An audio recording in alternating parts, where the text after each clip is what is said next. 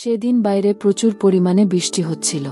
আমি সাদা একটা কাপড় পরেছিলাম, আর বৃষ্টিগুলো আমার চুল এগিয়ে দেওয়ায় সেগুলো আমার চুলে পড়ছিল। এদিকে হঠাৎ দরজার ঘণ্টা বেজে উঠল। আমি দরজা খুলে দেখলাম আমার জামাই দাঁড়িয়ে আছে। জামাই আমার পাশে তাকালো আর হেসে হেসে বলল, আজ তো আপনাকে অনেক সুন্দর লাগছে শাশুড়িমা। আমি প্রথম অবস্থায় একটু লজ্জা পেলাম। আর সেদিন রাতে আমার স্বামীর সাথে আমার ঝগড়া হয়েছিল প্রচুর পরিমাণে। আমি চাচ্ছিলাম যাতে করে আমাদের সম্পর্কটা ভালো থাকুক, কিন্তু অনেক কিছু কারণের কারণে আমাদের সম্পর্কটা ধীরে ধীরে দূরে চলে যাচ্ছিল। সেদিন আমার ঘরটা আমি অনেক সুন্দর করে সাজিয়েছিলাম। রাতে আমার স্বামী আসবে আর আমাকে নিয়ে বাইরে মার্কেটে যাবে, সেজন্য আমি ওদের আগ্রহে করে বসেছিলাম। কিন্তু আমার অজান্তেই আমার জামাই আমার ঘরে প্রবেশ করল। আর আমার জামাই আমাকে মজা করে বলছিল, আজকে এত সুন্দর সাজ কারো জন্য সাজিয়েছেন শাশুড়িমা। আমি তখন আমার জামাইকে বললাম, এটা একটা ছোট্ট গিফট ছিল আমার স্বামীর জন্য। আমার স্বামী আমাকে বাইরে মার্কেটে নিয়ে যেতে চাইছিল, সেজন্য আমি এরকম ভাবে ঘরটা সাজিয়েছি, যাতে করে সে আমাকে দেখলে আর এই ঘরটাকে দেখলে অনেক খুশি হয়ে যায় আর আমাকে মার্কেটে নিয়ে যায়। এদিকে জামাই বললেন, স্বামীকে এভাবে মাঝে মাঝে চমক দেওয়ার প্ল্যানটা খুব ভালো আপনার, কিন্তু আমি আসাতে আপনাদের কোনো অসুবিধা হলো না তো? তখন আমি জামাইকে বললাম, আরে না বাবা, অসুবিধা হবে কেন? আর আমি হাসতে হাসতে বললাম, শুধু একটু ভিন্ন কিছু করার প্ল্যানিং ছিল। জামাই তখন, সম্পর্ক ভালো রাখার জন্য মাঝে মাঝে এভাবে চমক দিতে হয়। আর আপনি সব সময় এমন উদ্ভাবনের চিন্তা ভাবনা করেন, সেটা সব সময় আমাদের কাছে প্রশংসা হয়ে থাকবে। আর আপনি দেখতে খুব অনেক কিউট শাশুড়িমা। তারপর আমি আমার জামাইকে বললাম, এভাবে কত করে দাঁড়িয়ে থাকবে, এবার ঘরে আসো, বসো, আমি তোমাকে নাস্তা করে দিচ্ছি। তারপরে জামাই আমাকে কিছু না বলে আমার দিকে তাকিয়ে আছে। আমি তো জামাইয়ের এই তাকানোর মাঝে অনেক কিছু আন্দাজ করতে পারতেছি। বন্ধুরা, আজকের গল্পটি খুবই স্পেশাল, তাই আমি আপনাদের কাছে অনুরোধ করব, অবশ্যই আমাদের গল্পটি শেষ পর্যন্ত দেখবেন। আর আমাদের এই চ্যানেলে নতুন হয়ে থাকলে অবশ্যই চ্যানেলটিকে সাবস্ক্রাইব করে পাশে থাকা বেল আইকনটি বাজিয়ে দিবেন, যাতে করে আমাদের আপলোড করা ভিডিও সবার আগে আপনি দেখতে পারেন বন্ধুরা। আর হ্যাঁ, তোমরা ওটা নিয়ে দাঁড়িয়ে যাও। আমার বয়স 2-5। ভালো, আমি দেখতে শুনতে অনেক ভালো, তাই এখনো আমাকে কম বয়সী মেয়ের মতো দেখতে লাগে। আর আমি আমার মেয়ের জামাইকে অনেক দিন আগে থেকেই ভালোবাসি। আর জামাইকে আমি আমার সমস্ত মনের কথা জানিয়ে দিতাম সময় মতো করে। জামাই আমার কথাগুলো শুনতে আর আমার কষ্টগুলো বুঝত, আর আমাকে সব সময় সাপোর্ট দিত। আমি আমার মেয়ের জামাইয়ের সাথে কিছু কথা বলতে শুরু করেছিলাম। আর এই সময় হঠাৎ করে আমার স্বামী রতন বাসায় চলে এলো।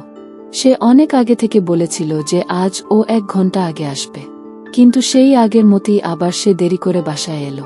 এদিকে আমার জামাই সময় মতো এলে আমি তাকে দরজা থেকে বিদায় করতে পারতাম। আর আমার স্বামী বাইরে থেকে এসেই প্রথমে জামাইকে জড়িয়ে ধরল, আর সে আমার দিকে একটুও দেখল না। এটা দেখে আমি অনেক রেগে যাই। আর আমাদের ঘরে বসে আমার মাথায় অনেক ধরনের চিন্তা ঘুরপাক খাচ্ছিল। আর আমার জামাই আমার পাশে বসেছিল। জামাই আমাকে বলে, শাশুড়িমা, তোমার কিছু হয়েছে হলে আমাকে খুলে বলতে পারেন। আমি তখন জামাইকে মেয়েটু হেসে বললাম, আরে কই না তো, আমার তো কিছুই হয়নি, আমি এমনিতে এখানে বসে আছি। তখন জামাই আমার দিকে তাকানো আর বলল, এটা তো এমনিভাবে বসে থাকা নয় শাশুড়িমা, আমি বুঝতেছি আপনার মন খারাপ। তারপর আমরা গল্প শুরু করলাম।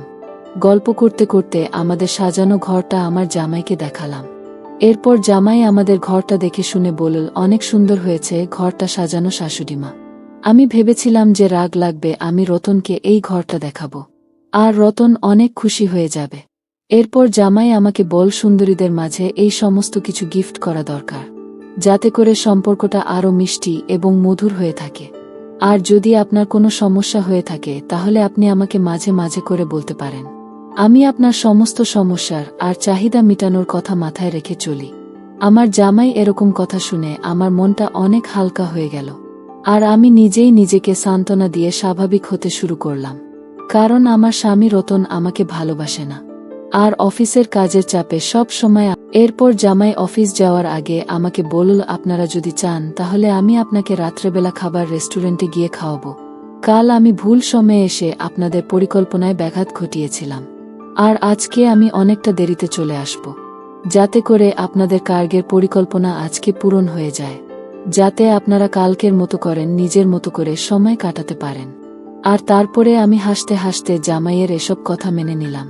আর আমি মনে মনে ভাবতে লাগলাম আমাদের সম্পূর্ণ সম্পর্কগুলো কতটা মসৃণ হতে পারে আমরা যদি দুটি মন একখানে করে চেয়ে থাকি। রতন সারাদিনও আমার সাথে একটাও কথা বলেনি, যদিও আমি বিকেল বেলা তার জন্য ডিনার রেডি করে রেখেছিলাম বাসার মধ্যে। আর সন্ধ্যায় যখন সে বাসায় এল তাকে ক্লান্ত দেখাতে আমি তাড়াতাড়ি গিয়ে তাকে ডিনার করিয়ে নিলাম, যাতে করে সে আলাদা একটা শক্তি পায়। কিন্তু আমি তাকে কোনো কাজের জন্য চাপ দিতে চাইনি, কারণ তার মুখের পাশে দেখেই মনে হচ্ছিল সে খুব পরিশ্রম করে এসেছে, আরও অনেকটা ক্লান্ত। আমাদের এই জীবনে বেঁচে থাকলে এরকম কত শান্তির মুহূর্ত আসবে তা আমি বলে বোঝাতে পারবো না। আর এদিকে রাহুল ডিনার করে শুয়ে পড়ল। রতন যখন ঘুমিয়ে গেল তখন আমি আমাদের রান্নাঘরে থালা বাসনগুলো পরিষ্কার করতে গিয়েছিলাম। তখন আমি একটা গোলাপি কালারের গাউন জামা পরেছিলাম, যেটা পরলে আমাকে এমন একটা সুন্দর লাগে দেখতে। আমার মেয়ের জামাই এখনো বাড়িতে এসে নেই অফিস শেষে।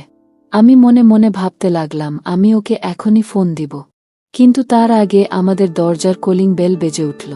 আমি যে কলিং বেল খুলতেই দেখি আমার মেয়ের জামাই এসে হাজির। আমার এই গোলাপি কালারের অ্যাকাউন্ট জামাটা থেকে জামাই আমার দিকে এক নজরে তাকিয়ে আছে। তারপর আমি আমার জামাইকে দেখে অনেকটা লজ্জা পেয়ে গেলাম। আর তোমাকে বন্ধু রাখলাম, আপনি চলে এসেছেন, আসেন বসেন, আপনাদের জন্য আমি খাবার রেডি করে রেখেছি। তারপরে আমার জামাই আমাকে বলল সে নাকি বাইরে খেয়ে এসেছে। আর কিছুক্ষণ পর জামাই তার নিজের ঘরে চলে গেল। আমি আমার নিজের ঘরে চলে এলাম। আর আমি বিছানায় শুয়ে বসে আমার জামাইয়ের কথা ভাবছিলাম। আর এগুলো কথা ভাবতে ভাবতে আমাদের দিনগুলো কেটে যাচ্ছিল খুব তাড়াতাড়ি। আমার জামাই সকাল ১টা থেকে বিকেল ০৬:০০টা পর্যন্ত অফিসে থাকত। আর জামাই আমাকে বাড়ির প্রায় কাজেই আমাকে হেল্প করে থাকত। সেজন্য আমি জামাইকে অন্য রকমের ভালোবেসে ফেলেছিলাম। আমি জামাইয়ের এই সব কর্মকাণ্ড দেখে বললাম আমার মেয়ের ভাগ্যটা না কতই ভালো, সে এই রকম একটা জামাই পেয়েছে। তারপরে আমি এই টিকিটটা দেখে জিজ্ঞাসা করলাম রতনকে যে এটা কি। তখন রতন আমাকে বলল আমি অফিসের এক কাজে কেরালা চলে যাব। আমি তো ভেবে নিয়েছিলাম অফিস পার্টির আয়োজন করা হয়েছে কেরালাতে। তারপর আমি ভেবে নিয়েছিলাম সে আমাকেও নিয়ে যাবে কেরালার পার্টি অফিসে। তারপর আমি রজনকে বললাম তুমি আমাকে তোমার পার্টিতে নিয়ে চলো, আমাদের এক সময় কত ভালো সময় কাটানো হবে। রতন তখন আমাকে মুছে গেছে বলল এটা পার্টি সবার জন্য, অফিসের কোনো ইসলামের জন্য, পারিবারিক কারো জন্য নয়। আর রতন আমাকে বলে তুমি যেতে পারবে না। এই কথা শুনে আমি হতাশ হয়ে গেলাম আর রাগ করতে থাকলাম। আর আমি মনে মনে ভেবে নিয়েছিলাম আমরা একসাথে সময় কাটাবো। আর পরের দিন সে ফ্লাইট ধরে কেরালা চলে গেল। আর সেই সময় আমার জামাই ও অফিসে যাবে বলে তার অফিসে পার্টি আছে, সে পার্টির জন্য প্রস্তুতি নিচ্ছিল। আর জামাই আমাকে বলল বড় শাশুড়ি মা আমি আজকে তোমাদের আমার অফিসের পার্টিতে নিয়ে যাব। তোমার মেয়ে তো আমার সঙ্গে কোথাও যেতে চায় না, তাই আমি ভাবলাম আপনি আমার সঙ্গে চলেন, আমাদের অফিসের পার্টিতে অনেক মজা হবে। এদিকে আমার স্বামী আমাকে কোথাও নিয়ে যাওয়ার জন্য আগ্রহ দেখায় না।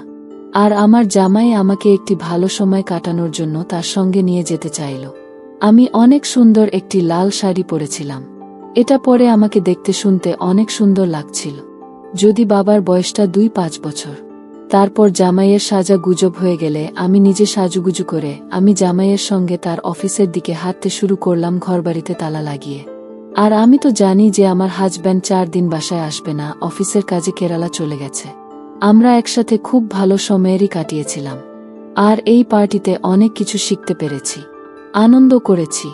আমার মেয়ের জামাই আমার হাত ধরে সারা পার্টিতে ঘুরে ঘুরে বেড়ালো। আর এটা দেখে আমার মনে হলো আমি যেন আমার জামাইয়ের কত কাছের মানুষ, কাছে আপনজন।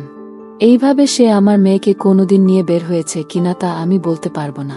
তারপর অফিসে পাঠিয়েছে, আমি বাড়িতে চলে এলাম। আসার পরে জামাই আমাকে বলে শাশুড়ি মা আজকের আমাদের পার্টিটা কেমন হয়েছে, আর তুমি এই পার্টিতে কি এমন আনন্দ উপভোগ করলে।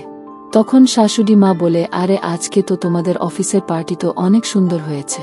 আর তোমার শ্বশুর বলো তো আমাকে কোনোদিন এই ধরনের পার্টিতে নিয়ে যাবেই না, উল্টো সে গিয়ে পার্টিতে নাচানাচি করতে থাকবে। আর আমি তো তোমার শ্বশুরের সঙ্গে গেলে তার নাচানাচি করা হবে না, সেজন্য কি তোমার শ্বশুর আমাকে নিয়ে যায়নি। যাক ভালো হয়েছে আপনি তো আমাকে নিয়ে গেছেন, আপনি তো আমার হাজবেন্ডের দায়িত্বটা পালন করতেছেন জামাইবাবু। এরপরের রাতে আমি যখন আমার ড্রেসের খুব খুলতে পারছিলাম না, তখন আমি প্রথমে রতনকে ডাকতে গেলাম। কিন্তু তখন তো আমার মনে হয়ে গেল রতন তো বাসায় নেই, রতন চলে গেছে তার অফিসের কাজে কেরালাতে। কিন্তু এমন একটা অবস্থা, আমাকেই হোকটা খুলতেই হবে। আর আমি অনেকক্ষণ চেষ্টা করার পর যখন পারলাম না, তখন আমি আমার জামাইকে ডাক দিলাম। তারপরে আমার জামাই আমার ঘরে হঠাৎ করে ঢুকে পড়ল আর আমার হুকটা খুলে দিয়ে খুব তাড়াতাড়ি ঘর থেকে বের হয়ে গেল। আমার সবকিছু চেঞ্জ করা হয়ে গেলে আমি বাইরে এসে আমার জামাইকে বললাম, জামাইবাবু তোমাকে কিছু হয়েছে? তখন জামাই মুশকি এসে বলে, না আমার তো কিছুই হয়নি। আর একটা সমস্যা হয়েছে, সেটা হচ্ছে আমাদের ঘরে এসিটা নষ্ট হয়ে গেছে। আর তুমি তো জানো একটা এসি ছাড়াই এই গরমের মধ্যে ঘুমানো মুশকিল। তার এই গরমের সমস্যার কথা শুনে আমি আর আমার জামাইকে আমার ঘরে এসে শুইতে বললাম, কারণ আমার ঘরে এসিটা ভালো আছে। এরপরে জামাই কোনো কথা না শুনে সরাসরি আমাদের ঘরে এসে ঘুমালো। যদিও জামাই আর আমি একই ঘরে, আমাকে কেমন জানি লাগছিল। এইভাবে শুয়ে থাকতে থাকতে আমাদের লাভটা কেটে যায়। আর পরের দিন সকালে আমাদের রেশনটা শেষ হয়ে গিয়েছিল। আমি ওর জামাই বাবাকে বাবাজিকে কিছু হাতে টাকা দিলাম আর বললাম, যাও আমার জন্য রেশনটা নিয়ে আসো। আর এই কথা শুনে রতন বলল, মা আপনি কোনো চিন্তা করবেন না, আমার কাছে যেটা আছে সেই টাকা হলে আপনাদের পুরো 6 মাসের বাজার হয়ে যাবে। আর আমরা আমাদের সকালকার খাবার বাসায় খেয়ে দুপুরে খাবার বাইরে খাওয়ার পরিকল্পনা করতেছিলাম। তারপরে দুপুরের সময় জামাই আমাকে একটি রেস্টুরেন্টে নিয়ে গেল। আমাদের রেস্টুরেন্টে খাওয়া শেষে আমরা সরাসরি চলে গেলাম শপিং মলে। শপিং মলে গিয়ে জামাই আমাকে বলে, মা আপনার যেটা যেটা প্রয়োজন আপনি সেটা এখান থেকে বেছে বেছে নিতে পারেন। আর আপনি আজকে যা নিবেন তার সবকিছু টাকা আমি দিব। বন্ধুরা, এরকম মজার মজার ভিডিও দেখতে চাইলে আমাদের চ্যানেলটিকে সাবস্ক্রাইব করে পাশে থাকা বেল আইকনটি বাজিয়ে দিন।